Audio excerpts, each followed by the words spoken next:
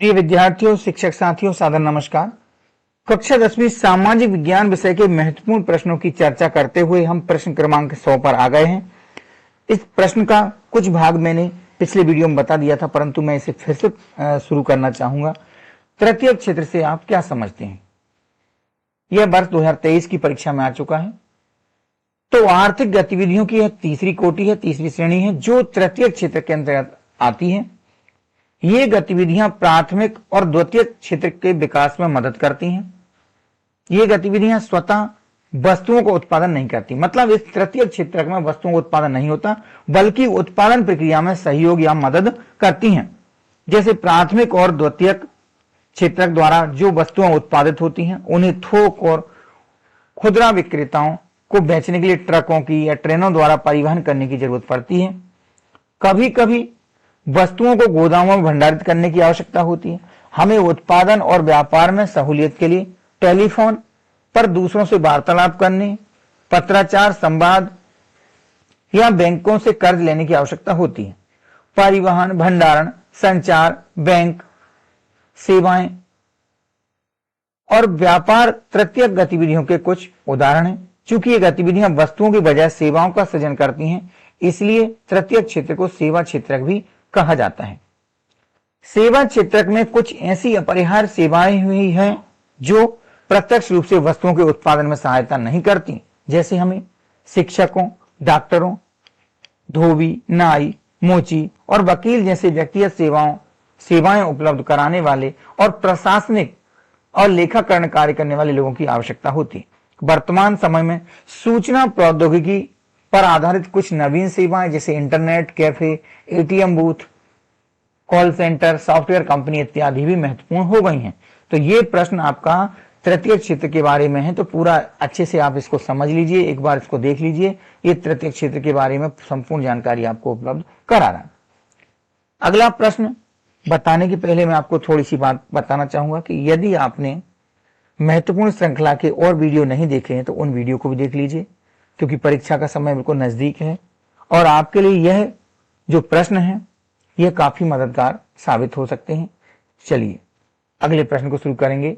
भारतीय reserve bank के 3 कार्य लिखिए। आरबीआई हमारे देश का जो केंद्रीय बैंक है वह रिजर्व बैंक है। तो केंद्रीय बैंक देश का राष्ट्रीय बैंक होता है।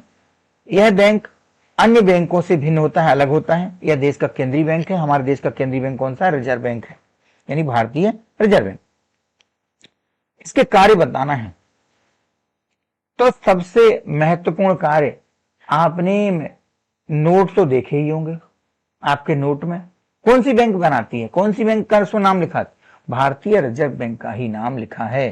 तो एक महत्वपूर्ण कार्य है पत्र मुद्रा का निर्गमन करना। यह सबसे महत्वपूर्ण कार्य है, आपको याद रख लेना है। आगे हम चलो चर्चा करते हैं। इस बैंक का मुख्य कार्य देश की बैंकिंग प्रणाली को व्यवस्थित और सुसंगठित रूप से संचालित तथा देश के अन्य बैंकों पर प्रभावी ढंग से नियंत्रण करना है। बैंकिंग प्रणाली को व्यवस्थित और सुसंगठित रूप से संचालित करना इसका काम है और अन्य बैंकों पर नियंत्रण रखना रिजर्व बैंक का कार्य है। केंद्रीय बैंक देश की आवश्यकता अनुसार पत्र मुद्रा का निर्गमन करता है, यानी नोट छपाई का कार्य करते हैं। देश की साख एवं बैंकिंग प्रणाली का नियंत्रण करता है और सरकार के वित्तीय प्रतिनिधि के रूप में कार्य करता है। भारत में रिजर्व बैंक ऑफ इंडिया, यानी हम इसे कहें भारतीय रिजर्व बैंक, केंद्रीय बैंक के रूप में कार्य करता है। अगला प्रश्न है एटीएम क्या है? ATM automated teller machine. आपने देखा होगा कई जगह शहरी क्षेत्रों में आप जाते हैं तो वहां पर कई अलग अलग बैंकों के एटीएम के बूथ बने हुए हैं, जहां से हमें धनराशि निकालते, पैसे निकालते हैं, धन निकालते हैं। तो वही पूछा जा रहा है कि एटीएम क्या है, स्पष्ट कीजिए।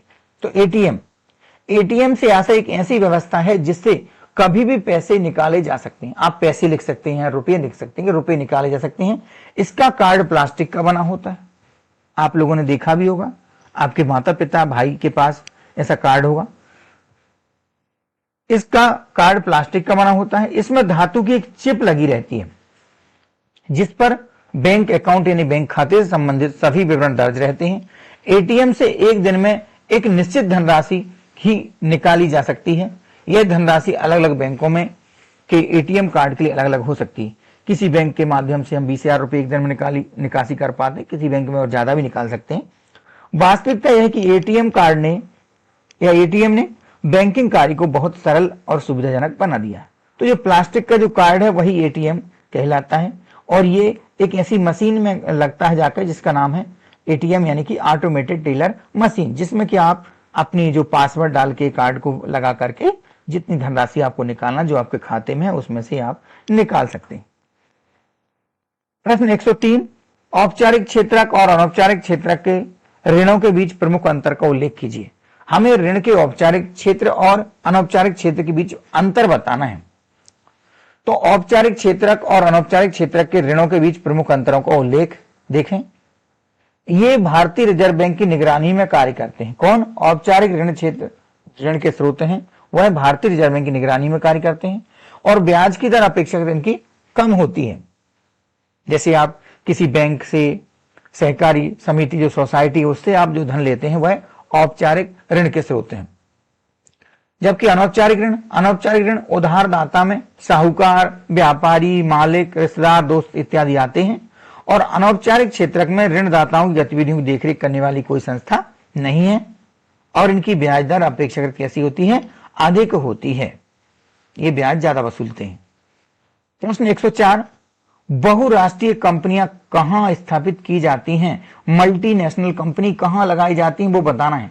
तो सामान्यतः बहुराष्ट्रीय कंपनियां उसी स्थान पर उत्पादन इकाई स्थापित करती हैं जो बाजार के नजदीक हो, यानी जहां उनकी वस्तु की बिक्री करीब में की जा सके, जहां कम लागत पर कुशल और अकुशल श्रम उपलब्ध हो, जहां सस्ते श्रमिक उपलब्ध हो जाएं, और जहां उत्पादन के अन्य कारक की उपलब्धता सुनिश्चित हो। अन्य कारक से मतलब है जैसे बिजली है, पानी है, इनकी व्यवस्था भी उपलब्ध हो जाए। साथ ही बहुराष्ट्रीय कंपनियां सरकारी नीतियों पर भी नजर रखती हैं जो उनके हितों की देखभाल करती हैं। तो बहुराष्ट्रीय कंपनी कहां स्थापित होती है वो हमने आपको बता दिया कि जहां बाजार नजदीक हो, वहां उन्हें श्रमिक आसानी से मिल जाएं, सस्ते मिल जाएं, और कई प्रकार के कारक जैसे बिजली, पानी, इनकी व्यवस्था भी आसानी से उपलब्ध हो जाए, तो वहां पर बहुराष्ट्रीय कंपनियां लगाई जाती हैं, स्थापित की जाती हैं। अगला प्रश्न है, सार्वजनिक और निजी क्षेत्र में कोई 3 अंतर लिखिए। सार्वजनिक क्षेत्रक के अंतर्गत सार्वजनिक क्षेत्रक में अधिकांश परिसंपत्तियों पर सरकार का स्वामित्व होता है और सरकार ही सभी सेवाएं उपलब्ध कराती है। ऐसे क्षेत्रक को हम कहते हैं सार्वजनिक क्षेत्रक। जबकि निजी क्षेत्रक में परिसंपत्तियों पर स्वामित्व और सेवाओं के वितरण की जिम्मेदारी या तो किसी एक व्यक्ति के पास होती है या व्यक्तियों के कुछ समूह यानी कि कंपनी के हाथों में होता है। रेलवे अथवा डाकघर सार्वजनिक क्षेत्र के उदाहरण। जो रेलवे है, डाकघर है, ये क्या है? सार्वजनिक क्षेत्र के उदाहरण है। जबकि टाटा आयरन एवं स्टील कंपनी जो है, Tata iron and steel company limited जो टिस्को है, अथवा रिलायंस इंडस्ट्री लिमिटेड जैसी कंपनियां निजी स्वामित्व में हैं। अगला प्रश्न है, कालाबाजारी क्या है? 106वां प्रश्न है, कालाबाजारी क्या है? तो जब उत्पादक एवं व्यापारी आवश्यक वस्तुओं की जमाखोरी कर लेते हैं, मतलब अपने पास सस्ते दामों में खरीदकर अपने पास छिपा कर रख लेते हैं, तो इन वस्तुओं का जब मूल्य बाजार में बढ़ जाता है, तब व्यवस्थापूर्ण मजबूरी में उपभोक्ताओं को इन्हीं वस्तुओं को ऊंचे मूल्य पर वस्तुओं को खरीदना पड़ती है, यानी ये महंगे मूल्य पर बेचते हैं व्यापारी। और यदि सरकार इन वस्तुओं को राशनिंग कर देती है तो यही वस्तुएं काले बाजार में बिकने के लिए आ जाती हैं। इसे ही कालाबाजारी कहते हैं। तो आप ये कालाबाजारी का उत्तर आप समझ गए होंगे। अगला प्रश्न है, सूचना का अधिकार किसे कहते हैं? Right to information. भारत सरकार ने वर्ष 2005 में सूचना प्राप्त करने का अधिकार राइट टू इंफॉर्मेशन के नाम से जानने वाला कानून बनाया। यह कानून सरकारी विभागों के कार्य कल्पना की सभी सूचनाएं पाने के लिए अधिकार को सुनिश्चित करता है। यानी किसी सरकारी ऑफिस से यदि आपको कोई जानकारी चाहिए, उनके कार्य प्रणाली के बारे में, उनकी वित्तीय प्रशासनिक व्यवस्था के बारे में जानकारी चाहिए, सूचना चाहिए, तो इसके लिए सूचना का अधिकार बनाया गया है। आप इस सूचना के अधिकार के तहत कोई जानकारी विभागों से मांग सकते हैं, जानकारी ले सकते हैं। तो ये भारत सरकार ने कानून बनाया है, राइट टू इंफॉर्मेशन 2005 में। तो विद्यार्थियों, यहां तक हमारे 107 प्रश्न हो गए हैं। अब यहाँ 108वें प्रश्न में कुछ महत्वपूर्ण जो मानचित्र हैं जैसे आपको ये देख लेना है, कोरबा है, तलचर है, हजीरा, विजयपुर, जगदीशपुर गैस पाइपलाइन, सोनीपत है, रानीगंज दिल्ली, डिगबोई, रावत भाटा। ये आपको कहाँ मिलेंगी? आपकी पुस्तक है समकालीन भारत भाग 2 भूगोल पाठ 5 में खनिज तथा ऊर्जा संसाधन के पेज क्रमांक 51 पर।